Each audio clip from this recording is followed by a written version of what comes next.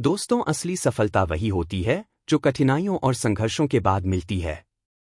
आज इसी तरह की रियल कहानी मैं आपको सुनाता हूं, जिसे सुनकर लगेगा कि हमारी जिंदगी में इससे बड़ी प्रॉब्लम नहीं है, तो फिर हम हार क्यों मान लें। यह कहानी संघर्ष, हिम्मत और कभी हार मत मानो के जज्बे की है। यह कहानी है अरुणिमा सिन्हा की, जिन्होंने असंभव को संभव कर दिखाया। अरुणिमा सिन्हा का जन्म 1988 में उत्तर प्रदेश के एक साधारण परिवार में हुआ। बचपन से ही उन्हें खेलों से बहुत प्यार था और उन्होंने राष्ट्रीय स्तर पर वॉलीबॉल खेला। उनका सपना था कि वे भारत के लिए खेलें और अपने देश का नाम रोशन करें। लेकिन उनकी जिंदगी में एक भयानक घटना घटी, जिसने सब कुछ बदल दिया। साल 2011 में Arunima central industrial security force (CISF) की परीक्षा देने ट्रेन में लखनऊ से दिल्ली जा रही थी। रात में ट्रेन में कुछ लुटेरे चढ़े और उनकी सोने की चेन छीनने की कोशिश की।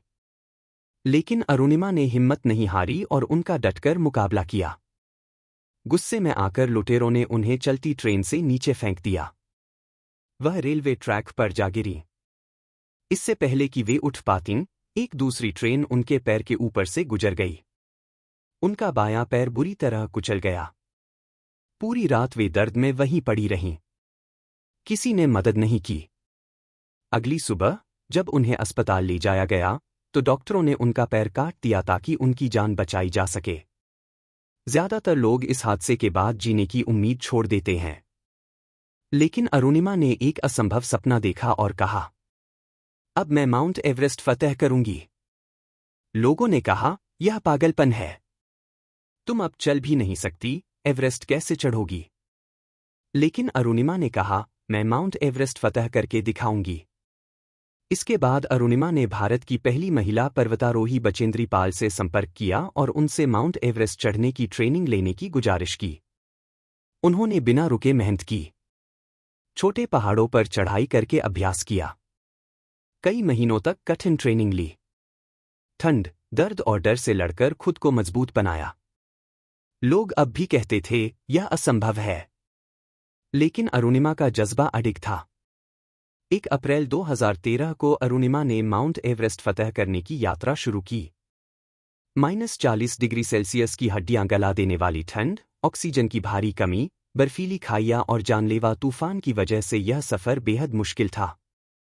उनका कृत्रिम पैर बर्फ में धंस जाता, जिससे हर कदम दर्दनाक हो जाता। लेकिन उन्होंने कभी हार नहीं मानी। 52 दिनों की कठिन चढ़ाई के बाद 21 मई 2013 को अरुणिमा माउंट एवरेस्ट के शिखर पर पहुंची। और फिर जोर से चिल्लाई कि मैंने कर दिखाया। एवरेस्ट की चोटी पर पहुंचकर उन्होंने तिरंगा फहराया और कहा, यह हर उस इंसान के लिए है जिसे किसी ने कहा हो कि तुम कुछ नहीं कर सकते। वे दुनिया की पहली दिव्यांग महिला बनी जिसने माउंट एवरेस्ट फतह किया।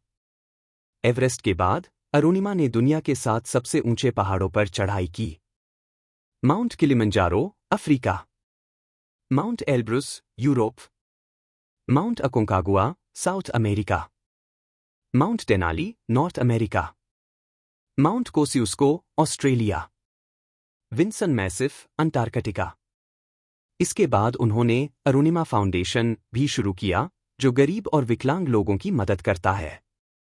अरुणिमा सिन्हा को उनकी उपलब्धियों के लिए कई पुरस्कारों से सम्मानित किया गया, जिनमें प्रमुख हैं पद्मश्री 2015 भारत सरकार द्वारा, तेंदुलकर पुरस्कार, FICCI sports person of the year award. तो दोस्तों, ये कहानी है अरुणिमा सिन्हा की। वास्तव में इनके जज्बे को सलाम। अब आप सोचिए कि अरुणिमा सिन्हा के संघर्ष के आगे हमारी आज की जिंदगी में कोई बड़ी प्रॉब्लम नहीं है। दोस्तों, कमेंट सेक्शन में ये जरूर बताना कि कैसी लगी आपको ये कहानी। और अगर आपको कहानी अच्छी लगी हो तो चैनल सब्सक्राइब जरूर करें।